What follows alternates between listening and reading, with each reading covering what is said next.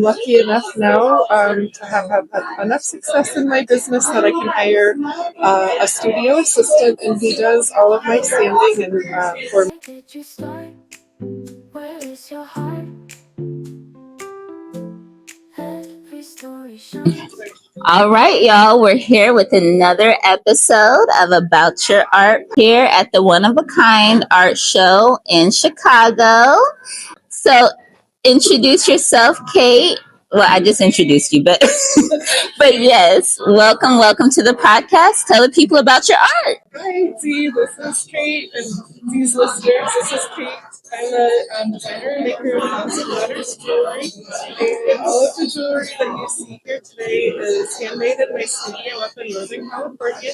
I'm about an hour north of San Francisco, and I live in a beautiful redwood forest. So Ooh.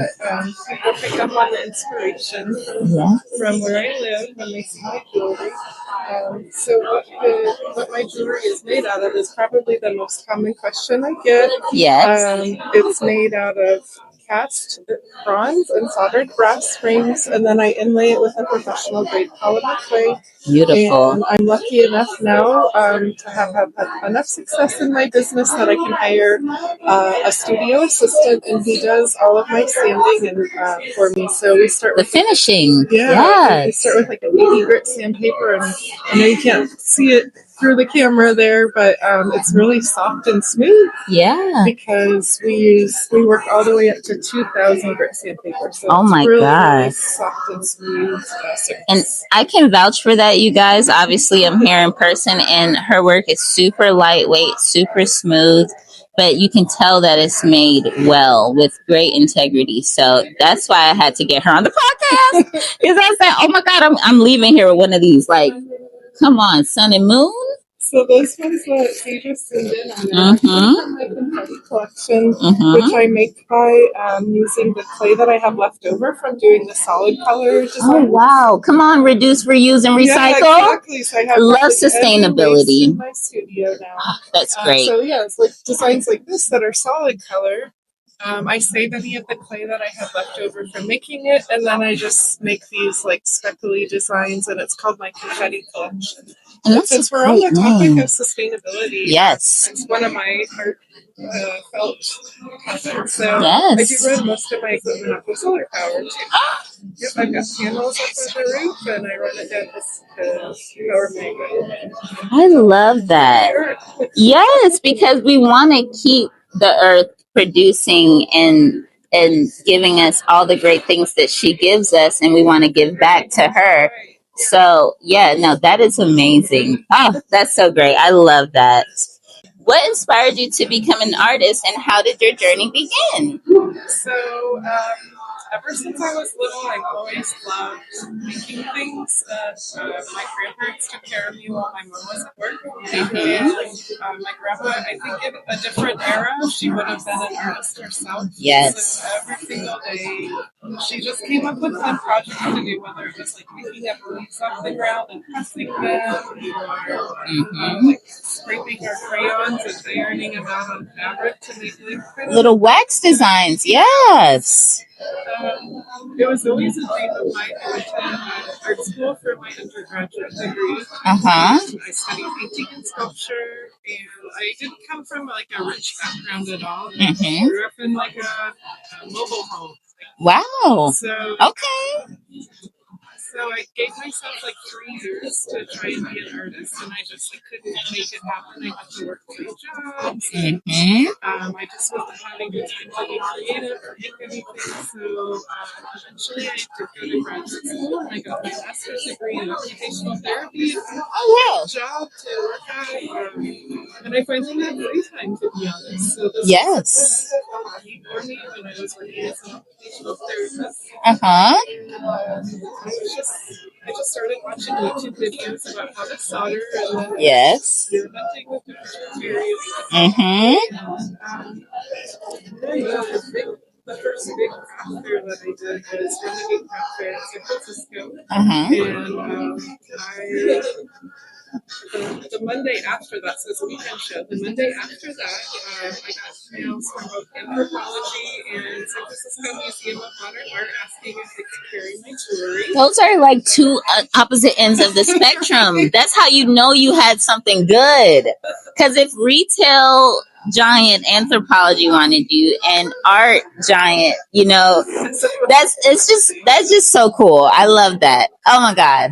But, So yeah, yes. it was just, like, super hobby level at the time. I had no idea, like, how would I mean, I didn't have a website. I think I had $1,000 at Yahoo. Mm-hmm. And so I called, like, my hair group with a second woman, and I called the buyer and I said, this was just a hobby for me. And any like stores that had carried my jewelry up until now, I was just like sweeping off my work that I do in cardboard box and carrying it to the store. Yes. And I felt like at the moment deserved better. Yeah. I was very transparent with the buyer, and I just love that. I've never done anything like this before. Yes. People value that transparency. Yeah. Don't fake it. A lot of people will fake it till they make it, but sometimes it's better. There's definitely value in both.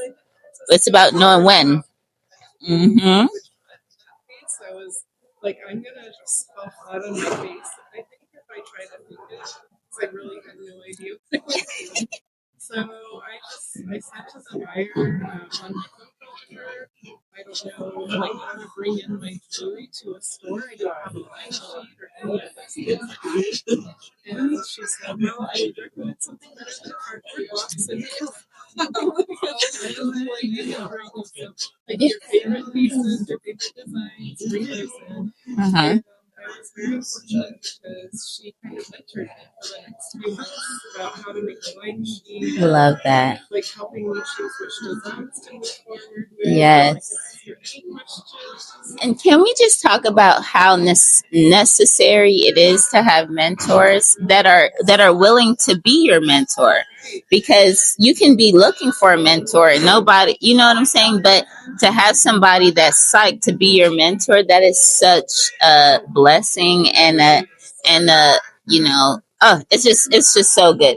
Right now I'm looking for a mentor if you can't tell. But I know also that I'm not ready. You know what I'm saying? Like it's like I know that when I'm really ready, the right mentor will come. And that's what happened to you. So that's my confirmation. And that's why I do this podcast. It's to help other people, but also to help me. So it all works together. So how would you describe your artistic style and what influences your work?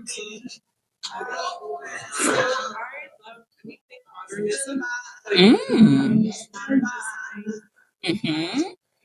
Oh, I like to throw into that. I didn't say this in my last episode, but zodiac sign. I think that for our other Aquarians that are watching, because some people really.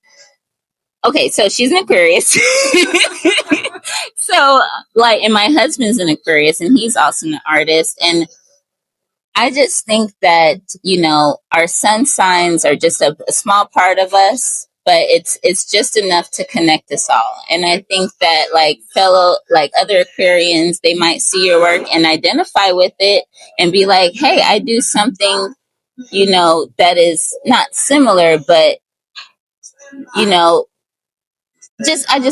I'm psyched for people to find a way to connect with you. So that's why I like to mention the zodiac. So anyway, so you're an Aquarius, and so how would you describe your artistic style and what influences your work? So I would say my artistic style it's fun. Yes. And colorful, modern. It's feminine, but without being like super girly. And yes. I feel like when I was a little girl, I remember my grandma making me different things for my bedroom, and it was all like pink for like a chair and a cover for my bed, and all these different fun things out of like fuzzy pink fabric. Mm-hmm. And by the time I got to be a teenager, I thought you outgrew those. I did. I was like, I don't want this. I want like to be kind of tough and edgy. Yeah. My head and all these different things. Yes. And as I've gotten older, I think that the two sides of me, like the little girl me that loved colors and cute things, has really merged with the side of me that's likes that edginess. That like little, yes. A little bit of like strong and because we're both of those. Because let me tell you something, you got to be strong to bring life into this world, you know, and not every woman does that and experiences that. But what you're doing is bringing life into this world too. So it's like to create an art and have the will and the wherewithal to do it and bring it to fruition is a testament to our girl power, you know, because of course men have the power too, but I think as women, we pull from something else because we have that 28-day cycle. They have a 24-hour cycle. It's a whole science. But yes, so it's just super cool, man. Well, what you're talking about right now reminds me of the sun and moon earrings. Yes, that part.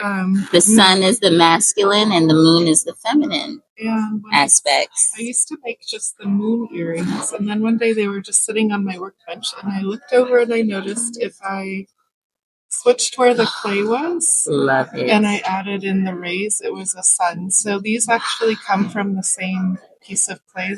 So, anyways, what I was saying before my phone rudely interrupted me was that we are part of the same coin, you know. We're just different sides to it, and we have it all in us. So this was so good talking to you, and I wish I had more storage space to talk to you more, but like I was saying, another time, that'll be in the More About Your Art podcast in the future. So tell the people where they can find you and follow you. So I have a website, cloudsandladders.com. And my Instagram is Clouds and Ladders. Also, I am carried in museum stores from coast to coast in the United States. And I'm actually working on quite a few custom collections for museum stores. So, yeah, just look for me in your local museum store, or when you're traveling. Maybe you'll find the Clouds and Ladders piece in the museum stores. Perfect. And if not, then just find me at cloudsandladders.com. Awesome. Cloudsandladders.com. Beautiful. It was so fun chatting with you. I hope that I'll make the cut for the more. No, you will for sure, because I can pick your brain all day.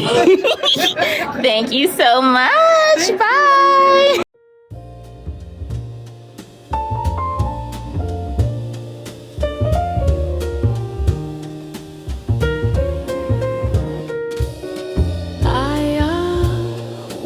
About your art, where the magic starts.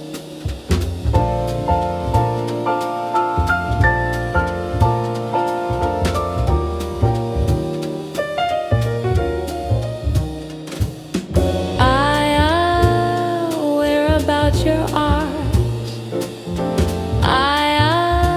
where the magic starts. Your art, where the magic starts.